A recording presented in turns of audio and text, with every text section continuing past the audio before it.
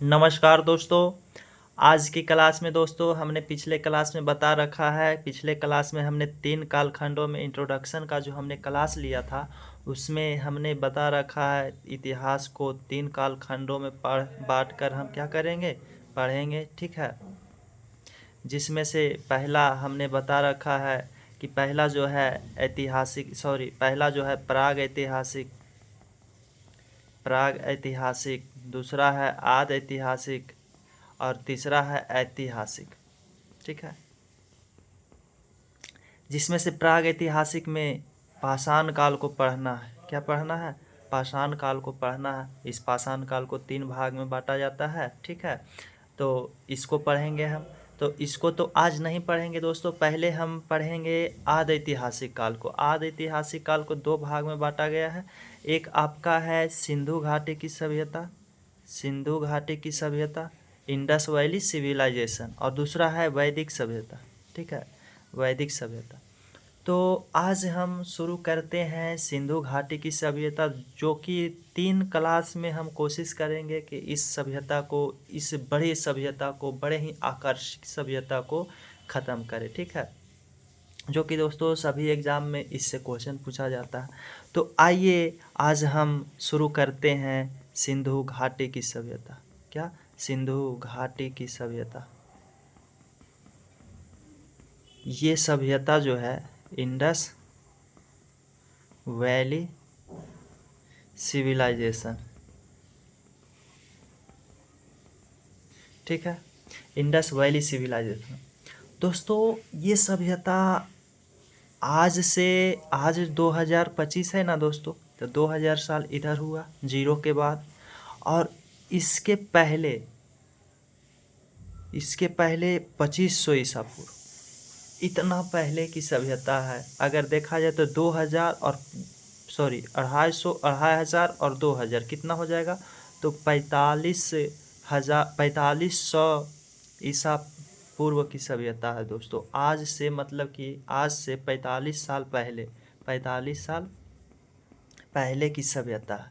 ये जो सिंधु घाटी की सभ्यता है, आज से 4500 वर्ष पहले की सभ्यता है दोस्तों। आज से 4.5 वर्ष पहले एक ऐसी सभ्यता थी जो कि भारत में थी, ठीक है। एक ऐसी सभ्यता थी जो कि पूरी संसार में दोस्तों, क्या, पूरी संसार में, न केवल भारत में, पूरी संसार में अद्वितीय थी। क्या थी?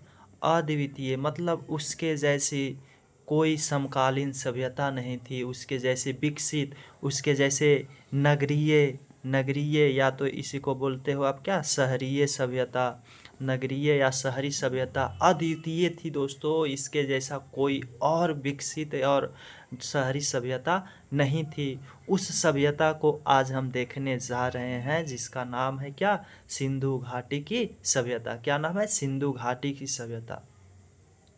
ये सभ्यता जो है 2500 ईसा पूर्व डेवलप सभ्यता के रूप में आता है, लेकिन ये ज़्यादा समय तक चल नहीं पाता है दोस्तों।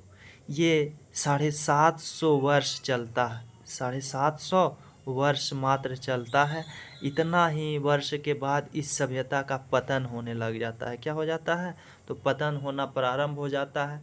तो आखिर क्या हुआ होगा, आखिर क्या हुआ होगा कि इतनी विकसित सभ्यता, जो कि संसार में शहरी सभ्यता का ये पहला एग्जाम्पल है, सबसे विकसित सभ्यता था उस समय, कोई ऐसी सभ्यता और पूरा संसार में थी नहीं, फिर भी इतना ही समय चला। आखिर क्या ऐसा हुआ होगा कि इस सभ्यता का अंत हो गया, इस सभ्यता का पतन हो गया मात्र 750 वर्ष में, ठीक है।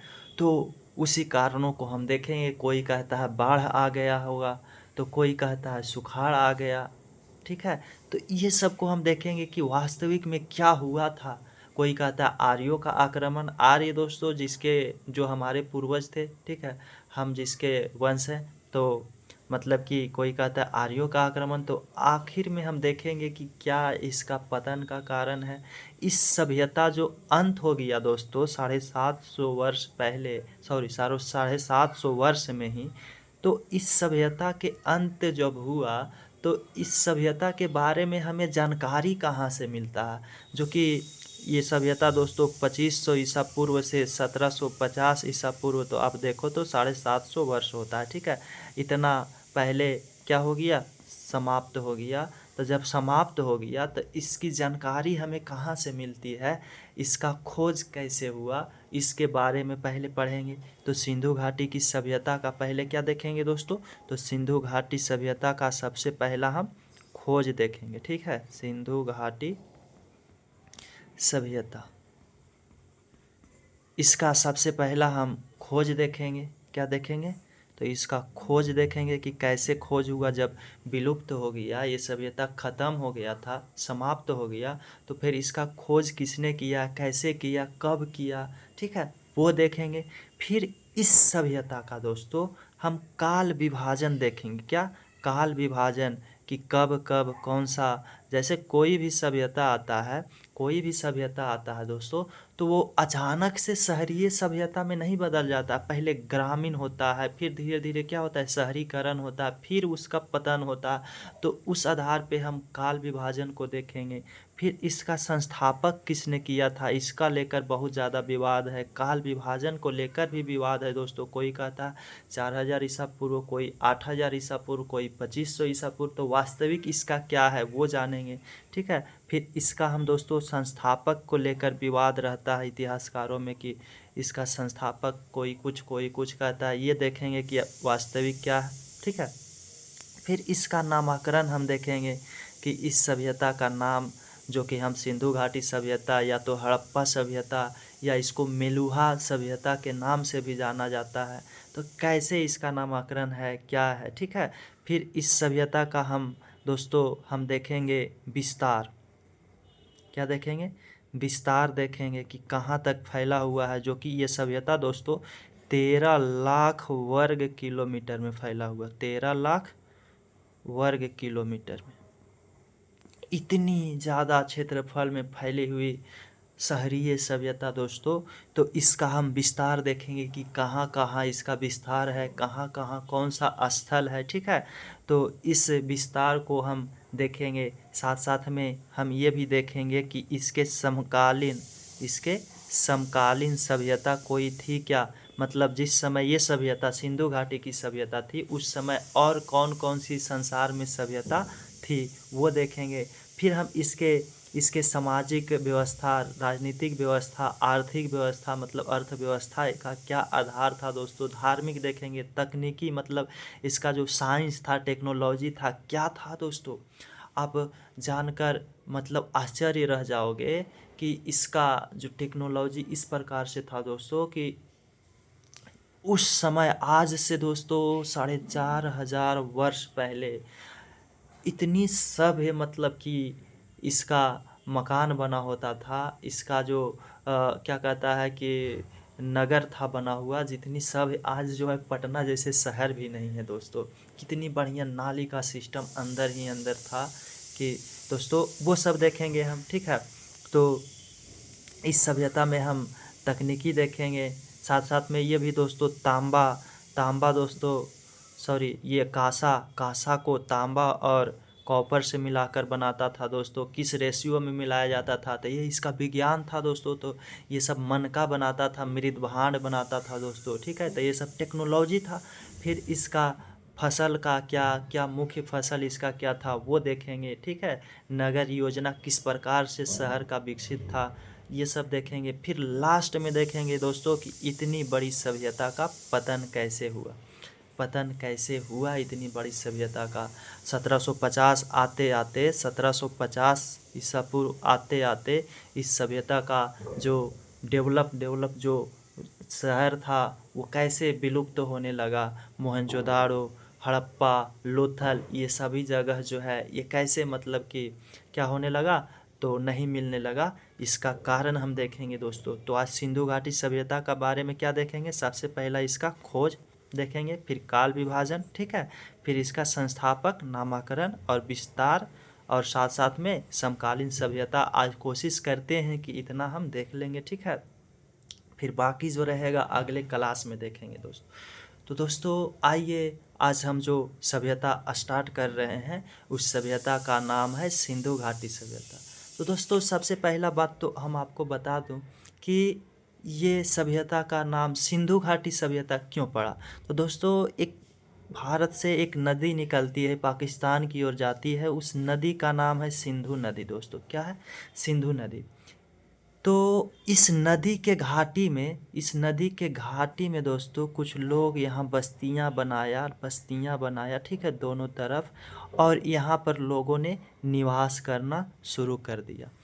तो इस नदी के घाटी के पास सभ्यता है, तो इसीलिए इस सभ्यता को क्या कहा गया? सिंधु घाटी। इस नदी का क्या नाम है? सिंध नदी या सिंधु नदी। तो सिंधु घाटी की सभ्यता या सिंध सभ्यता, ठीक है, सिंधु सभ्यता।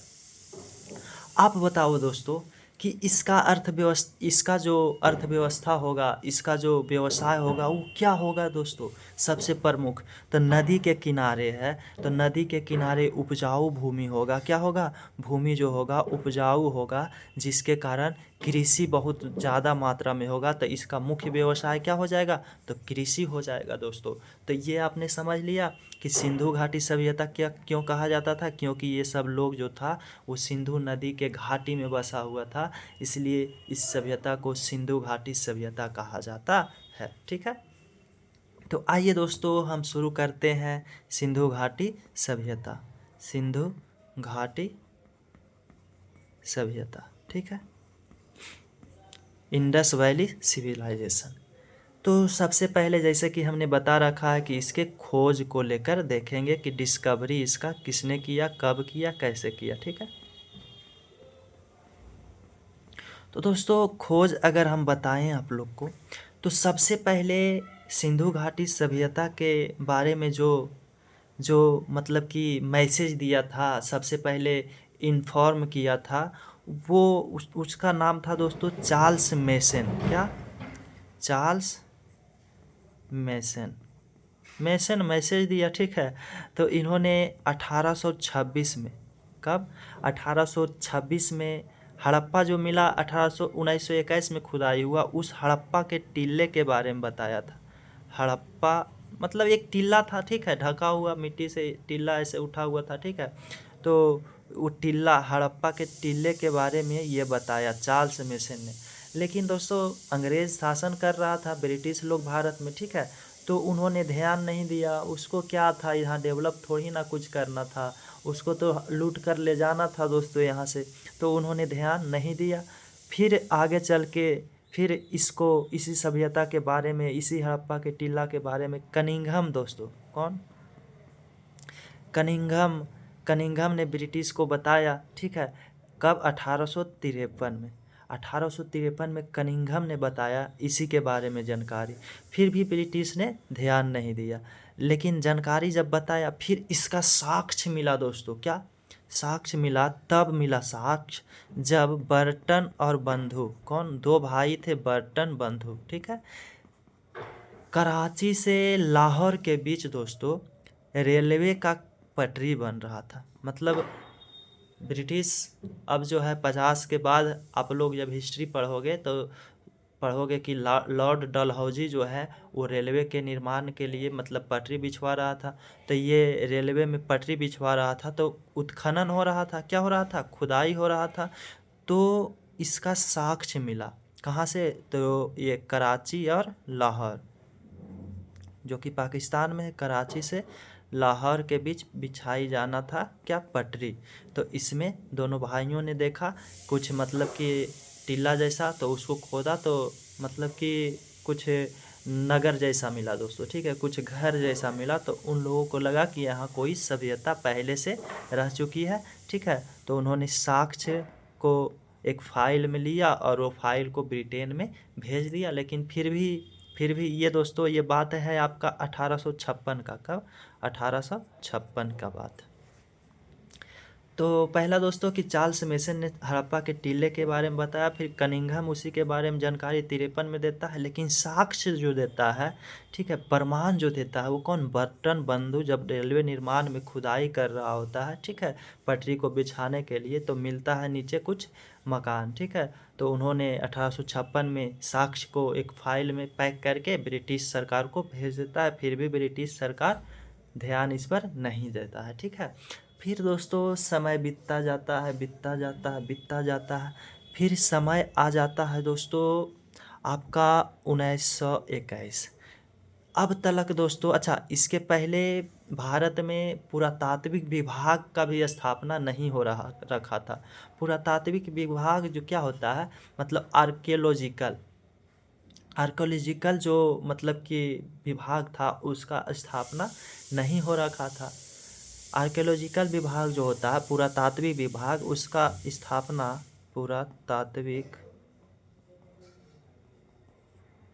विभाग इसका स्थापना दोस्तों 1904 में 1904 में होता है। कर्जन इस समय भारत का वायसराय रहता है, ठीक है। कर्जन, लॉर्ड कर्जन भारत का वायसराय रहता है। तो इसी के समय में भारत में जो है पुरातात्विक विभाग मतलब क्या होता है, ये क्या करता है, तो जो पुराना चीज़ें हैं उसकी खोज करता है, कोई सभ्यता है उसका खोज करता है, तो कौन, पुरातात्विक विभाग। तो अब खोज करने वाला विभाग तो आ गया, भारत में स्थापना हो गया 1904 में। तो इसी के निर्देशक रहता है, डायरेक्टर रहता है दोस्तों, जिसका नाम रहता है जॉन मार्शल। क्या, जॉन मार्शल को बनाया जाता है। तो जॉन मार्शल पुरातात्विक विभाग का डायरेक्टर, वो 1921 में जॉन मार्शल इसी जो हड़प्पा के टीला था उसका खुदवाई कराता है दोस्तों दयाराम साहनी से। किससे करवाता है, तो अब दूसरा स्लाइड ले लेते हैं, ठीक है। जॉन मार्शल 1921 में, बात है 1921 का, जॉन मार्शल के नेतृत्व में, जॉन मार्शल जो पुरातात्विक विभाग के क्या था, निर्देशक था डायरेक्ट, इसके नेतृत्व में, मतलब ये मालिक एक हो गया, ठीक है। इसने किससे, तो दयाराम साहनी, दयाराम साहनी के माध्यम से खुदवाई करवाना इन्होंने शुरू किया। तो दयाराम साहनी जब खुदवाई करवा रहा था, ठीक है, तो हड़प्पा नामक स्थल मिला। कौन सा स्थल मिला, हड़प्पा नामक स्थल मिला, ठीक है। एक मतलब कि स्थल मिला, तो उसका नाम रखा हड़प्पा। ऐसा स्थल मिला जो कि एक घर के बाद दूसरा घर, दूसरा तीसरा, तीसरा के बाद चौथा, मतलब कि ऐसे मिलता गया दोस्तों। अब बिल्कुल ही आयताकार आकार में, कैसी आकार में, आयताकार आकार में दोस्तों मकाने मिलता गया। तो अब लोगों में एक दिलचस्प होने लगा कि यहाँ जो है बहुत ज़बरदस्त कोई शहरीय सभ्यता, नाली का सिस्टम बड़ा गजब तरीका से था दोस्तों। तो इस सब को लगा कि और खुदाई होना चाहिए। तो लगले 1922 में, ठीक है, 1922 में राखल दास बनर्जी के द्वारा, राखल दास बनर्जी के द्वारा खुदाई कर दिया गया मोहनजोदाड़ो का। एक और टीला, जहाँ मतलब टीला देख रहा था वहाँ खुदाई कर रहा था, वहाँ भी कुछ स्थल मिल रहा था, वहाँ महल मिल रहा था, ठीक है। तो मोहनजोदाड़ो, तो मोहनजोदाड़ो का खुदाई 1922 में किसके द्वारा हो गया, राखल दास बनर्जी, जो कि सिंधु सभ्यता का सबसे बड़ा स्थल है, सबसे बड़ा स्थल सिंधु सभ्यता का है दोस्तों, ठीक है। इसके बारे में डिटेल से आगे पढ़ेंगे, ठीक है। तो सबसे पहला स्थल किसका खोज हो गया, तो हड़प्पा का खोज होगी, जो कि जॉन मार्शल के नेतृत्व में दयाराम साहनी ने 1921 में किया। इसके बाद राखल दास बनर्जी 1922 में किसका, तो मोहनजोदाड़ो का खोज, ठीक है। मोहनजोदाड़ो सिंधु सभ्यता का सबसे बड़ा स्थल है दोस्तों। इस प्रकार से खोज होना शुरू हो गया। फिर दोस्तों हम देखते हैं काल विभाजन, क्या, सिंधु सभ्यता का काल विभाजन। ये तो हमने बता रखा है थोड़ा सा कि इसका मतलब कि किस प्रकार से खुदाई शुरू हुआ। तो सबसे पहला मेसन जो है, चार्ल्स मेसन ने इंफॉर्मेशन दिया, पहला देखा टीला, उसके बारे में बताया। फिर बाद में कनिंघम दोस्तों बताता है 53 में 1800, लेकिन जॉन ये बर्टन बंधु 56 में साक्ष्य प्रस्तुत करता है। तो उसी के माध्यम से 1904 में दोस्तों पुरातात्विक विभाग का स्थापना होता है। और 1921 में पहला खुदाई दयाराम साहनी करता है, किसका, तो हड़प्पा का। तो हड़प्पा पहला खोदा गया स्थल है, इसीलिए सिंधु घाटी सभ्यता को हड़प्पा सभ्यता भी कहा जाता है। क्यों कहा जाता है, क्योंकि हड़प्पा जो है पहला खोदा गया स्थल था दोस्तों। यहाँ का जो मकाने मिलता है वो आयताकार शेप में बनाया गया होता है, ठीक है। फिर दूसरा स्थल जो है राखलदास बनर्जी के द्वारा, ठीक है, मोहनजोदाड़ो। आइए इसका हम देखते हैं दोस्तों काल विभाजन। क्या देखते हैं? तो इसका काल विभाजन हम देखते हैं।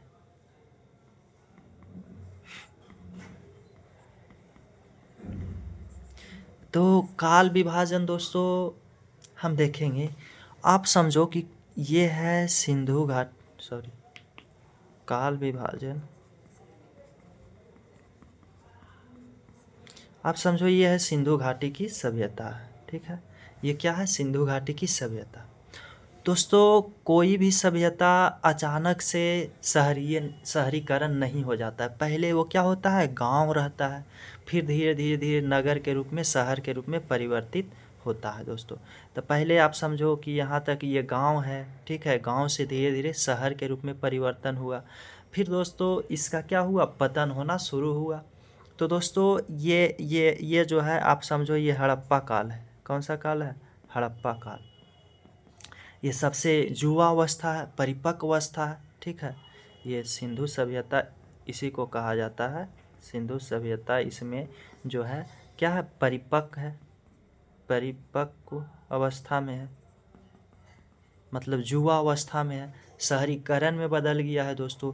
यहाँ पे क्या होगा? तो यहाँ ग्रामीण अवस्था, ग्रामीण होगा, शुरू ही हो रहा है दोस्तों।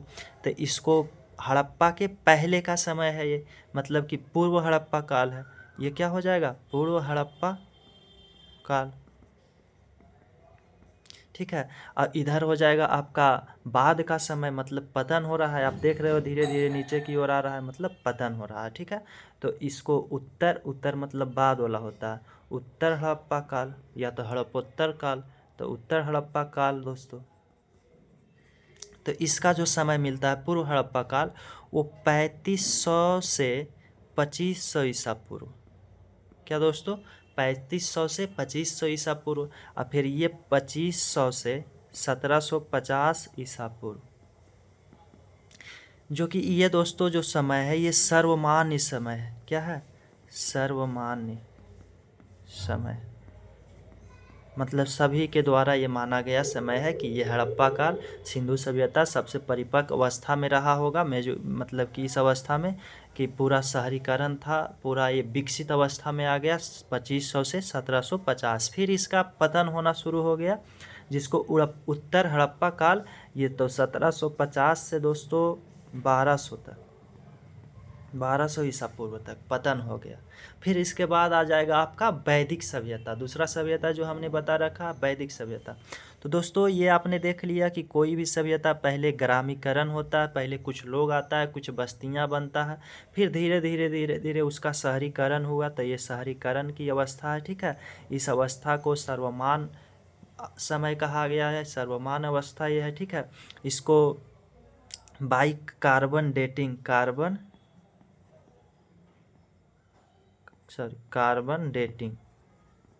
आप कह सकते हो। C14 कार्बन 14 के द्वारा दोस्तों कोई भी चट्टान का, कोई भी वस्तु का आयु का, क्या आयु का दोस्तों, एज का निर्धारण किया जाता है। कोई कंकाल मिल गया, उस कंकाल को कार्बन 14, जो कार्बन पद्धति भी इसको बोला जाता है, क्या? कार्बन पद्धति।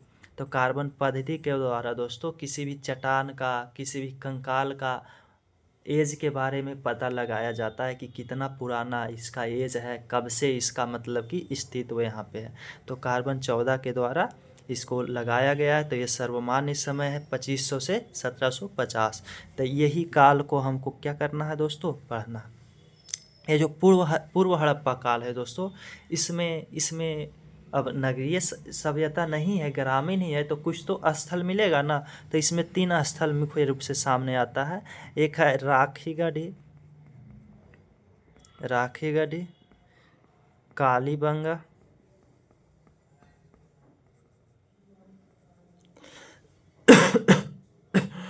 ठीक है दोस्तों, राखीगढ़ी, कालीबंगा और बनवाली। क्या? बनवाली।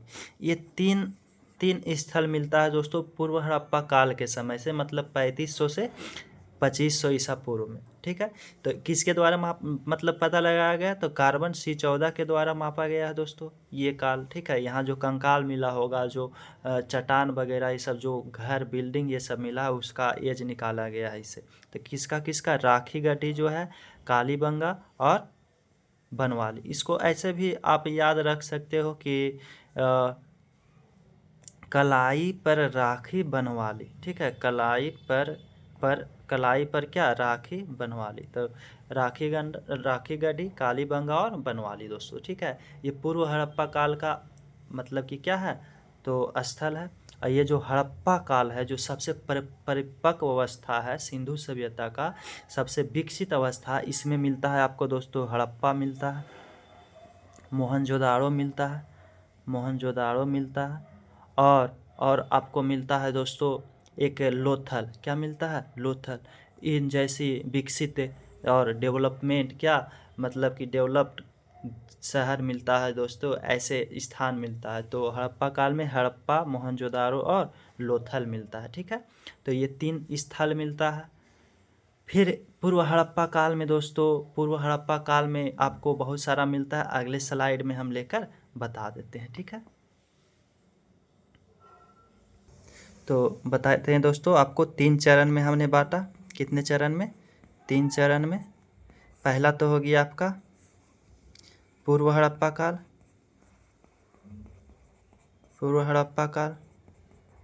और दूसरा हो गया आपका क्या, हड़प्पा काल, और तीसरा उत्तर हड़प्पा काल। इसमें से हमने इसका जो समय बताया, वो क्या बताया हमने, तो इसका बताया 3500 से 2500 ईसा पूर्व, जो कि ग्रामीण अवस्था में था दोस्तों। अभी धीरे धीरे जो है सिंधु घाटी सभ्यता का डेवलप हो रहा था शहरी के रूप में, ठीक है। फिर यहाँ जो है, यहाँ 2500 से चला, कहाँ तक चला, तो 1750 तक चला, जो पूरा क्या है, डेवलप में है, विकसित है दोस्तों, ठीक है। इसे इसे 750 वर्ष में पूरा विकसित था, जो कि संसार में पहला नगरीय सभ्यता, इतना विकसित सभ्यता थी दोस्तों। इसके तुलना में कोई और सभ्यता नहीं थी दोस्तों, इतना विकसित, ठीक है। और ये जो है, इसे कहा जाता है सिंधु घाटी सभ्यता का, कि ये संसार का पहला नगरीय सभ्यता है, ठीक है। फिर इसका दोस्तों उत्तर हड़प्पा काल का हमने बता रखा है 1750 से 1200 ईसा पूर्व, ठीक है। 1200 ईसा पूर्व, जब यहाँ ख़त्म होगा तो फिर हम देखेंगे वैदिक सभ्यता, ठीक है। तो पूर्व हड़प्पा काल में दोस्तों स्थल जो देखने को मिलता है वो कौन सा है, तो कालीबंगा, राखी गढ़ी, और एक क्या, तो कलाई पर राखी बनवाली, तो बनवाली, ठीक है। ये 3 स्थल देखने को मिलता है दोस्तों। फिर दोस्तों ये कालीबंगा और राखी गढ़ी जो है, ये और एक ये कालीबंगा, ये पूर्व हड़प्पा काल का है, ये राजस्थान का है, ये हरियाणा का क्षेत्र है दोस्तों। आगे देखो दोस्तों, ये हड़प्पा काल जो है, हड़प्पा काल में भी हमने 3 बताया, एक तो हड़प्पा खुद, ठीक है, और दूसरा मोहनजोदाड़ो, और तीसरा लोथल, मोहनजोदड़ो और लोथल, ये 3 मिलता है दोस्तों। फिर उत्तर हड़प्पा काल में, कहाँ, उत्तर हड़प्पा काल में दोस्तों। तो उत्तर हड़प्पा काल में अगर आप देखो, तो रंगपुर है, रोजदी है, भगवानपुर है, क्या है, रंगपुर, ये सब कहाँ है, बाद में हम बता देंगे। रंगपुर, रोजदी, जब विस्तार देखेंगे तो रोजदी है दोस्तों, भगवानपुर है, आलमगीरपुर है, जो कि उत्तर प्रदेश में है, ये भगवानपुर हरियाणा में है, ठीक है दोस्तों। तो ये आलमगीरपुर है, रंगपुर है, रोजदी है, और फिर हुलास एक है, आलमगीरपुर और एक हुलास। ये उत्तर हड़प्पा काल का स्थल कुछ देखने को मिलता है दोस्तों, ठीक है। तो ये हमने देख लिया काल विभाजन की 3 चरण में, एक है पूर्व हड़प्पा काल और उत्तर हड़प्पा काल। अगर आपसे पूछ देगा कि इनमें से कौन सा जो स्थल है पूर्व हड़प्पा काल का है, तो ऑप्शन देगा तो कालीबंगा, राखी गढ़ी और बनवाली।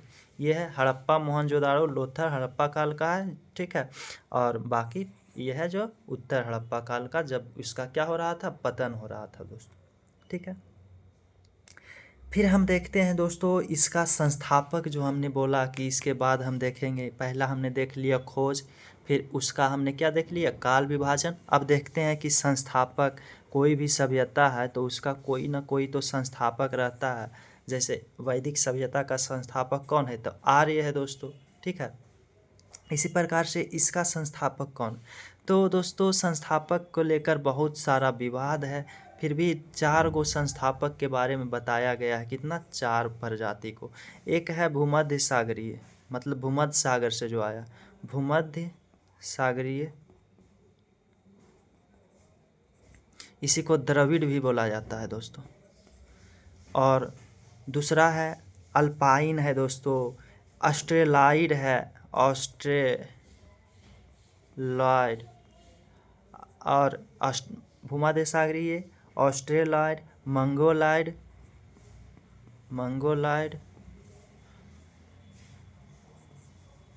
और अल्पाइन, ठीक है, अल्पाइन। ये 4 प्रजाति का बारे में बताया गया कि सिंधु घाटी, मतलब अलग अलग इतिहासकार अलग अलग बताता है, लेकिन फिर भी सबसे जो मान्य है वो भूमध्य सागरीय प्रजाति को है, कि जो भूमध्य सागर से आए उन लोगों ने सिंधु घाटी सभ्यता को क्या किया, इसका स्थापना किया, ठीक है। शहरीकरण के रूप में इसको बदला, कौन, तो भूमध्य सागरीय, जो कि द्रविड़ भी इसको बोला जाता है। द्रविड़ जो दोस्तों अभी भारत के साउथ भारत में, दक्षिण भारत के एरिया में द्रविड़ लोग रहते हैं, इसलिए हमारा राष्ट्रगान में भी है कि पंजाब सिंध गुजरात मराठा द्राविड़ उत्कल बंग। तो द्रविड़ जो है नीचे की ओर भारत के दक्षिण भारत में है, ठीक है। तो ये द्रविड़ को सबसे मान्य है, सर्वमान्य यही है दोस्तों कि द्रविड़ जाति ने सिंधु घाटी सभ्यता का क्या किया है, तो स्थापना किया है। तो संस्थापक के बारे में हमने बता दिया कि भूमध्य सागरीय, ऑस्ट्रेलाइड, मंगोलाइड और अल्पाइन, ये अलग अलग क्या है दोस्तों, जाति है, ठीक है। फिर इसके बाद हम देखते हैं दोस्तों इसका जो लिपि था दोस्तों, क्या लिपि, वो अक्षर के रूप में नहीं था, क्या था, तो ये भाव चित्रात्मक था दोस्तों। भाव चित्रात्मक मतलब होता है कि चित्र के रूप में था। ऐसे दोस्तों जैसे इस प्रकार से था, इस प्रकार से, और मतलब आप फिगर के रूप में बना दो ऐसे, इस प्रकार से इन्होंने लिखता था। ये जो लिखता था दोस्तों, ये लिखते थे ये लोग दाएं से बाएं की ओर, किधर से, दाएं से बाएं की। हम लोग किधर से लिखते हैं, बाएं से दाएं। अच्छा, इसका पता कैसे चलता है कि दाएं से बाएं, तो आप बताओ, हम जब इधर से लिखना शुरू करते हैं बाएं से, तो एक फिक्स होता है दोस्तों कि यहाँ से लिखना शुरू करेंगे, फिर अगला लाइन भी इसके सामने से लिखना शुरू करेंगे, लेकिन कहाँ पे ख़त्म होगा तो उसका तो कोई पता नहीं होता। अगर ज़्यादा लंबा लाइन गया तो पूरा लाइन भर जाएगा, किसी में छोटा लिखना है तो यहीं तक रह जाएगा, फिर कम लिखना है तो यहाँ तक, फिर यहाँ चला जाएगा। तो लगता नहीं है दोस्तों कि इधर से स्टार्ट किया होगा, तो वो सब इधर से लिखता था, तो इधर से एकदम यहाँ से आता है, ठीक है, पूरा एक लाइन में, लेकिन इधर क्या हो जाता है, लेफ्ट साइड में छोटा बड़ा होता है। तो लिपि भाव चित्रात्मक था, जो कि दाएं से बाएं ये सब का जो लिपि मिला है दोस्तों, वो 250 से 450 मिला है अक्षर। कितना मिला है, 250 से 450 मिला है दोस्तों।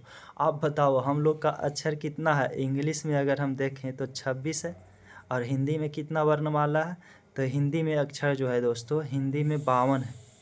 फिर भी कितना टफ हो जाता है हमारे लिए, तो हिंदी सबसे टफ है, इंग्लिश की अपेक्षा हिंदी क्या है, टफ है। वो अलग बात है कि हम लोग इंग्लिश कभी पढ़े नहीं है, तो नहीं, हम लोग को टफ लगता है भारतीय को, लेकिन इंग्लिश जो है हिंदी की अपेक्षा क्या है, आसान है, ठीक है।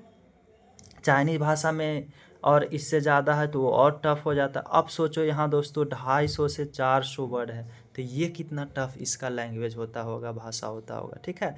तो ये भाव चित्रात्मक था, इसको पढ़ा नहीं गया। हाँ, 250 से जो 450 इसमें से लगभग 80 अक्षर को पढ़ लिया गया, लेकिन क्या फ़ायदा, 80 गो अक्षर है उसको पढ़ लिया गया है, तो थोड़ी ना हम पढ़ सकते हैं इसके संस्कृति कैसा। आप समझो कि यहाँ रामलाल लिखना है, क्या लिखना है दोस्तों, रामलाल। समझो कि ये रा है, ठीक है, और ये जो है म है। अगर ये दोनों है तो जान रहे हैं, लेकिन इसको हम नहीं जा रहे हैं, इसको जान रहे हैं, अब बीच में ये आ गया तो रा, और इसको हम क्या बोलेंगे, तो नहीं पढ़ सकते हैं, ठीक है। या फिर ये इसको नहीं पढ़ रहे हैं, इसको पढ़ रहे हैं, तो कैसे हो जाए, नहीं ना क्लियर निकलेगा सेंटेंस। तो ये सब का जो लिपि था भाव चित्रात्मक, जो कि अभी तक पढ़ा नहीं जा सका है, इसके सभी लिपि को 1951 तक खोज लिया, 91 तक खोज लिया गया है दोस्तों, जो कि 250 से 450 अक्षर में है दोस्तों। इसका नामकरण जैसे कि हमने बता ही रखा कि इसका नामकरण जो है, संस्थापक तो हमने देख लिया कि 4 था, ऑस्ट्रेलाइड, मंगोलाइड, ठीक है, अल्पाइन, और एक क्या था, तो एक ऑस्ट्रेलाइड, मंगोलाइड, अल्पाइन, और एक अल्पाइन, और एक एक एक भूमध्य सागरीय जिसको सर्वमान्य है, ठीक है, भूमध्य सागरीय जिसको क्या कहा जाता है, द्रविड़ भी बोला जाता है। इसका सिंधु घाटी सभ्यता का नामकरण देखते हैं दोस्तों।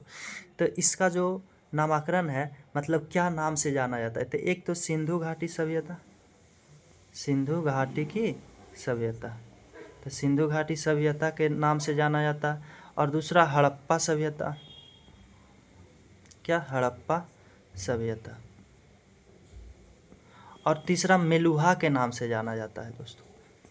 अब जानते हैं सिंधु घाटी सभ्यता क्यों कहा जाता है, क्योंकि ये जो सभ्यता है वो सिंधु नदी के किनारे बसा हुआ है, सिंधु नदी के किनारे, सिंधु नदी के किनारे, सिंधु नदी के घाटी में बसा हुआ है, जैसे कि हमने पहले बता रखा है, ठीक है, इसलिए इसको क्या कहा जाता है, सिंधु घाटी की सभ्यता।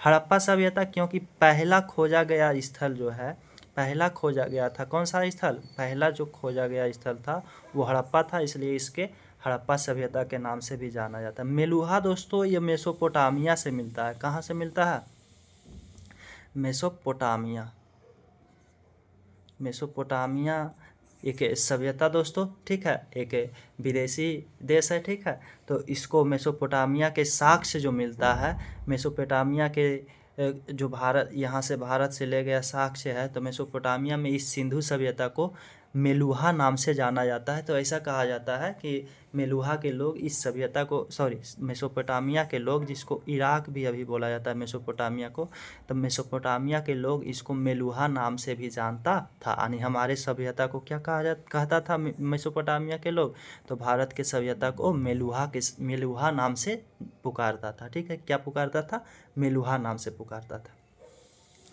अब दोस्तों समकालीन सभ्यता हम देख लेते हैं, क्या देखते हैं, समकालीन सभ्यता। समकालीन सभ्यता का मतलब होता है कि उस समय कोई और सभ्यता संसार में थी, तो हाँ दोस्तों थी। तो एक तो थी मेसोपोटामिया, जो अभी हम देख रहे हैं कि मेसोपोटामिया के लोग इसको क्या कहता था, मेलुहा कहा था। तो मेसोपोटामिया की सभ्यता था, और मिस्र की सभ्यता था, और एक चीन की सभ्यता था दोस्तों। किसकी सभ्यता, चीन की सभ्यता, जो चीन अभी है, तो चीन की सभ्यता। पहला हमने क्या देखा, ये जो मेसोपोटामिया की सभ्यता था दोस्तों, ये सबसे संसार में सबसे प्राचीन सभ्यता है, सबसे प्राचीन सभ्यता। लेकिन दोस्तों ये सभ्यता, हमने तो अभी बता रखा है कि सबसे प्राचीन, सबसे पुराना शहरी सभ्यता कौन है, तो सिंधु घाटी की सभ्यता। लेकिन मेसोपोटामिया सबसे प्राचीन है, लेकिन ये ग्रामीण सभ्यता है दोस्तों। कौन सी सभ्यता है, तो ग्रामीण सभ्यता।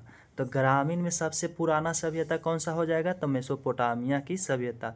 ये दोस्तों 6000 ईसा पूर्व है, और वो सिंधु घाटी सभ्यता 2500, तो 2500 तो मतलब बाद में ये आया, ठीक है, तो ये पहले 6000 ईसा पूर्व में ही आ चुका था। ये मेसोपोटामिया जो सभ्यता है दोस्तों, ये जो नदी के किनारे बसा हुआ है, जैसे सिंधु घाटी सभ्यता सिंधु नदी के किनारे, कोई भी सभ्यता नदी के किनारे तो होता ही है, ठीक है, नदी चाहिए ना पानी। तो ये जो सभ्यता है थी, वो दजला फरात नदी, जो नदी थी उस नदी का नाम था क्या, दजला, सॉरी दोस्त, दजला फेरात नदी, इस नदी के किनारे ये बसा हुआ था। कौन, मेसोपोटामिया की सभ्यता। इसको इराक की सभ्यता भी बोला जाता है दोस्तों, क्या बोला जाता है, इराक भी बोला जाता है मेसोपोटामिया, तो इराक का सभ्यता। या इसी को दोस्तों, इसी को मेसोपोटामिया की सभ्यता को मतलब कि सुमेरियन की सभ्यता भी बोला जाता है। क्या बोला जाता है दोस्तों, तो सुमेरियन की सभ्यता, सुमेरियन की सभ्यता, ठीक है। तो मेसोपोटामिया की सभ्यता को इराक की सभ्यता या अभी वर्तमान मेसोपोटामिया के वर्तमान नाम क्या है दोस्तों? इराक है, तो इसलिए इराक की सभ्यता या सुमेरियन की सभ्यता भी बोला जाता है, जो कि कितना पुराना है?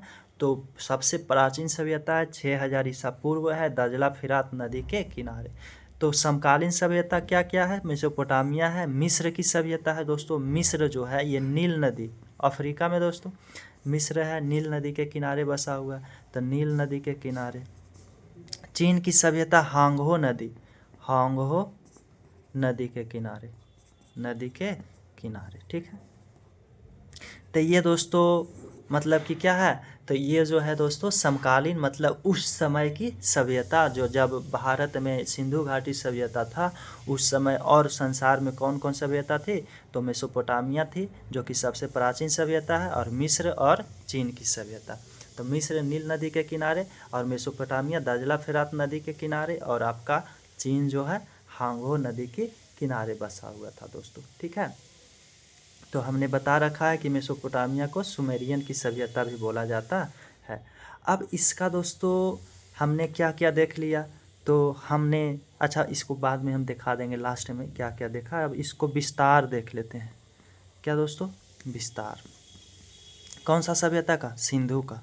सिंधु जो सभ्यता है, सिंधु घाटी की सभ्यता, इसका विस्तार दोस्तों, इसका विस्तार हम बताएं तो इसका जो विस्तार था दोस्तों, ये भारत में तो था ही, पाकिस्तान में, पाकिस्तान, जबकि उस समय भारत और पाकिस्तान एक ही था, ठीक है। 1947 में भारत और पाकिस्तान अलग हुआ है, और ये बात हो रहा है 2500 ईसा पूर्व के, ठीक है। तो उस समय भारत पाकिस्तान एक ही, तो भारत में, पाकिस्तान में और अफ़गानिस्तान में दोस्तों, अफ़गानिस्तान में, इन 3 देशों में जो था सिंधु की सभ्यता का विस्तार, सबसे ज़्यादा विस्तार दोस्तों पाकिस्तान में। यहीं पे दोस्तों आपको मिलता है हड़प्पा, पाकिस्तान में हड़प्पा, और यहीं पे मिलता है आपको दोस्तों मोहनजोदड़ो। क्या? मोहनजोदड़ो,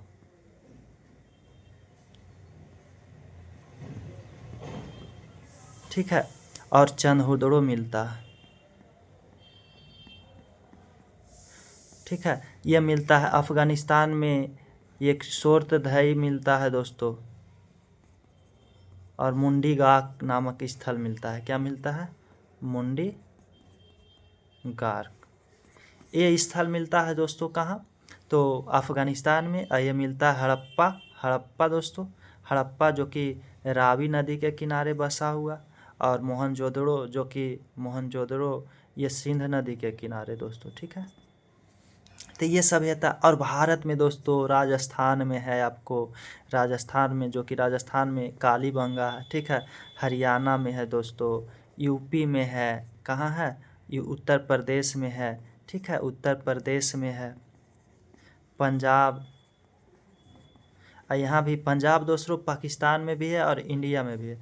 तो यहाँ पंजाब में है दोस्तों, पाकिस्तान के पंजाब में, ठीक है। तो ये हम देखेंगे विस्तार में दोस्तों, ठीक है। तो विस्तार कहाँ कहाँ है? भारत में है, पाकिस्तान में है, अफ़गानिस्तान में है, ठीक है। फिर देखेंगे राजस्थान में कौन सा जगह है, कौन सा स्थल है, हरियाणा में कौन सा स्थल है, पंजाब ये जो उत्तर प्रदेश है वहाँ कौन सा स्थल है, फिर गुजरात में कौन सा स्थल है दोस्तों, गुजरात में 4-5 स्थल है, उसको हम देख लेंगे, वो अगला क्लास में देखेंगे दोस्तों। वीडियो काफ़ी लंबा क्योंकि यहाँ पे हो चुका है, ठीक है। तो अगर हम देखें कि 3 देश में जो फैला हुआ है, तो आप समझो दोस्तों कि अगर ये भारत है, एक रफली हम बना के आप लोग को बताते हैं, ठीक है, कि अगर ये भारत है तो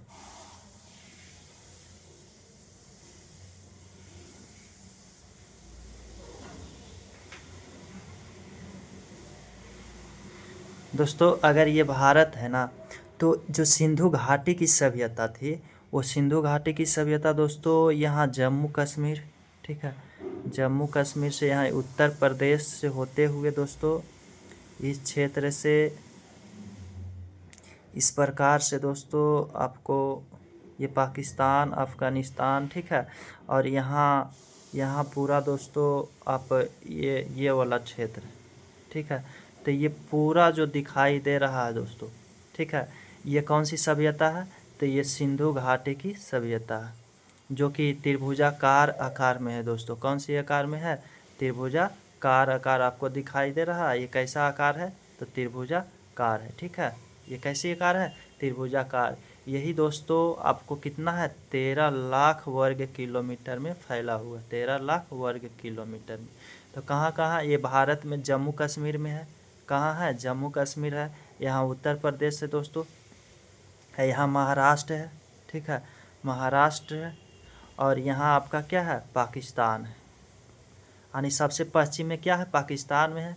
पूरब में क्या है? उत्तर प्रदेश। उत्तर में क्या है? उत्तर में जम्मू कश्मीर, यहाँ पे जम्मू कश्मीर, और यहाँ पे दक्षिण में महाराष्ट्र। तो इसको अगले मैप में हम देख लेते हैं, इसका पूरब से पश्चिम और उत्तर दक्षिण में विस्तार। तो विस्तार ये क्या हो गया आपका? उत्तर हो गया, और ये दक्षिण हो गया, ठीक है। और यहाँ पे क्या है? यहाँ पूरब है और यहाँ पश्चिम है, ठीक है। तो विस्तार में उत्तर में हमने क्या बताया? तो उत्तर में हमने बताया जम्मू कश्मीर। तो जम्मू कश्मीर में है कौन सा सभ्यता? तो उत्तर में सिंधु घाटी सभ्यता, जम्मू कश्मीर में विस्तार। तो जम्मू कश्मीर में दोस्तों कौन सा जगह है? जम्मू कश्मीर में कौन सा जगह? तो जम्मू कश्मीर में जो जगह है दोस्तों, उसको नाम है मांडा। क्या नाम है? मांडा। और मांडा जो दोस्तों जो नदी के किनारे थी, वो नदी का नाम है दोस्तों चेनाब नदी। कौन सा नदी? चेनाब नदी, ठीक है। तो सबसे उत्तर में दोस्तों जो सिंधु घाटी सभ्यता थी वो कहाँ थी? जम्मू कश्मीर के मांडा में। मांडा किस नदी के किनारे? चेनाब नदी के किनारे, ठीक है। तो ये क्वेश्चन आता है दोस्तों। पूरब में जो हमने उत्तर प्रदेश अभी फिगर में बताया था, तो पूरब में उस फिगर को आप ध्यान देना दोस्तों। तो पूरब में उत्तर प्रदेश, ठीक है। उत्तर प्रदेश के दोस्तों आलमगीरपुर, कौन सा जगह? आलमगीरपुर। आलमगीरपुर पूरे उत्तर प्रदेश में थोड़ी ना था, आलमगीरपुर में था। जो कि आलमगीर आपका दोस्तों यूपी में, ठीक है। ये जो नदी के किनारे है वो हिंडन नदी है। कौन सा नदी? कोई ना कोई नदी के किनारे ही सभ्यता रहती थी। हिंडन नदी के किनारे। कौन सा नदी दोस्तों? तो हिंडन नदी के किनारे। और पश्चिम में दोस्तों आपका पाकिस्तान है। पश्चिम में क्या है? पाकिस्तान के बलूचिस्तान में, पाकिस्तान के बलूचिस्तान में एक जगह है, वहाँ पे दोस्तों ये है बलूचिस्तान में सुतका गेंडौर। क्या? सुतका गेंडौर एक स्थल मिला, सुतका गेंडौर में स्थल मिला, जो कि दास्क नदी, कौन सा नदी? सॉरी दोस्त, दास्क नदी के किनारे बसे हुए थे, ठीक है। तो पाकिस्तान में कहाँ? सुतका गेंडौर, जो कि सबसे पश्चिम में है, सुतका गेंडौर के दास्क नदी। और दक्षिण में दोस्तों महाराष्ट्र है। तो दक्षिण में महाराष्ट्र में दैमाबाद, क्या? दैमाबाद नामक स्थल पे मिला है। और कौन सा नदी? प्रवरा नदी, प्रवरा नदी। तो ये दोस्तों उत्तर पश्चिम पूरब में इसका विस्तार हमने बताया कि उत्तर में जो सिंधु घाटी सभ्यता का विस्तार थी, जो कि कहाँ पे? जम्मू कश्मीर के मांडा में चेनाब नदी के किनारे। पूरब में उत्तर प्रदेश के आलमगीरपुर हिंडन नदी के किनारे। दक्षिण में दोस्तों महाराष्ट्र के दैमाबाद में परवरा नदी। और पश्चिम में सुतका गेंडर, जो कि पाकिस्तान में दास्क नदी तक। मतलब सबसे पश्चिमी भाग जो है वो कहाँ है? सुतका गेंडर, ठीक है। तो इस प्रकार से दोस्तों इसका हमने विस्तार देख लिया दोस्तों। फिर अगला क्लास में हम देखेंगे इसका सामाजिक व्यवस्था, देखेंगे समाज का वर्गीकरण, देखेंगे इसका अर्थव्यवस्था, देखेंगे ये सब देखेंगे दोस्तों। तो आज के लिए इतना ही। आज हमने क्या देखा? तो आज हमने सबसे पहले दोस्तों सिंधु घाटी सभ्यता, सिंधु घाटी सभ्यता का सबसे पहला हमने परिचय में देखा दोस्तों कि ये ऐसी सभ्यता है जो कि इसका मतलब कि 2500 ईसा पूर्व में ये जो है अपने विकसित रूप में आती है, लेकिन 1750 आते आते ये क्या हो जाती है? ये नष्ट हो जाती है, ठीक है। नष्ट होने क्या, पतन होने क्या कारण है वो आगे देखेंगे। फिर हमने खोज देखा कि किस प्रकार से खोज होता है, जो कि सबसे पहला चार्ल्स मेसन ने इसके बारे में जानकारी देता है। फिर उसको कौन करता है? फिर कनिंघम 1826 में मेसन देता है। फिर 1853 में हमने बताया कि कनिंघम बताता है। कौन बताता है दोस्तों? तो कनिंघम बताता है। फिर इसके बाद हमने कहा कि बर्टन बंधु जो होता है, बर्टन और बंधु दो भाई था जो 1856 में बताया था रेलवे निर्माण हो रहा था दोस्तों कराची और लाहौर के बीच, जो कि कराची और लाहौर के बीच जो रेलवे निर्माण हो रहा था उसमें इन्होंने साक्ष्य प्रस्तुत किया और ब्रिटेन के पास भेज दिया, वहाँ शासक के पास, ठीक है। बट उन्होंने ध्यान नहीं दिया, ठीक है। और उस समय भारत में पुरातात्विक विभाग भी नहीं था, लेकिन पुरातात्विक विभाग भारत में दोस्तों ये 1904 में इसके पुरातात्विक विभाग का स्थापना होता है। इस समय वायसराय जो होता है कर्जन, आपको हिस्ट्री में मिलेगा पढ़ने के लिए, कर्जन रहता है। इस पुरातात्विक विभाग को का जो निर्देश डायरेक्टर बनाया जाता है जॉन मार्शल को बनाया जाता है 1921 के समय में, ठीक है, जॉन मार्शल को।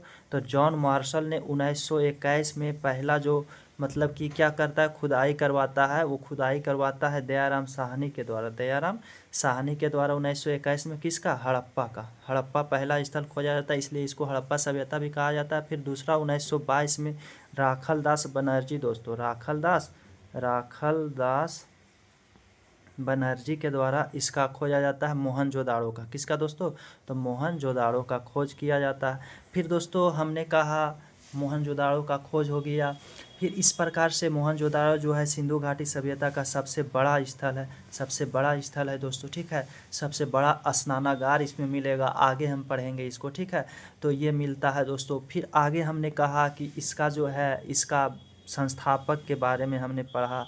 क्या पढ़ा, इसका संस्थापक, जो कि संस्थापक में दोस्तों इसका जो संस्थापक में 4 हमने देखा कि भूमध्य सागरीय, इसको क्या कहा जाता है, द्रविड़ भी बोला जाता है, इसी को सबसे मान्य दिया गया है, ठीक है। फिर हमने देखा ऑस्ट्रेलाइड है, मंगोलाइड है, क्या है दोस्तों, मंगोलाइड है, एक अल्पाइन है, क्या है, अल्पाइन है। तो ये अलग अलग इतिहासकारों का मत है, जिसमें सबसे ज़्यादा मान्य कौन है, भूमध्य सागरीय लोगों के द्वारा, ठीक है। फिर इसका दोस्तों हमने नामकरण देख लिया कि नामकरण इसका जो है, ये नामकरण क्या करता है, तो सिंधु घाटी सभ्यता, क्योंकि सिंधु नदी किनारे हड़प्पा की सभ्यता, क्योंकि हड़प्पा पहला खोदा गया स्थल, मेलुहा इसको बोला जाता है। तो मेलुहा जो बोला जाता है, हमने बताया कि मेलुहा मेसोपोटामिया के जो इराक की सभ्यता के नाम से अभी जाना जाता है, ठीक है। तो इसके लोगों के द्वारा मेलुहा इसको बोला जाता है, ठीक है। इसका मतलब ये होता है कि यहाँ के लोगों के साथ व्यापार भी मतलब कि व्यापार करते थे मेसोपोटामिया के लोग, सिंधु घाटी सभ्यता भी, तो उसका साक्ष्य मिला है, ठीक है। फिर दोस्तों